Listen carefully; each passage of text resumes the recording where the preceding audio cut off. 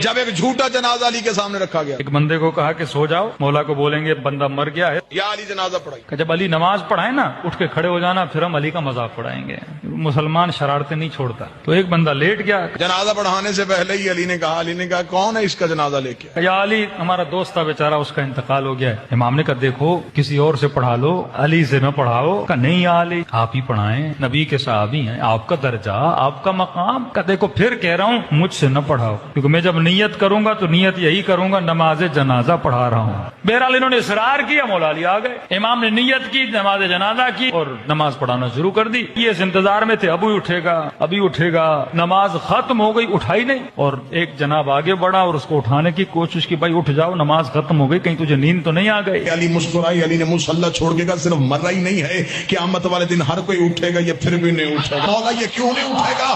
فرمایا اس کا بدن نہیں مرا، اس کی روح ہی مر گئی۔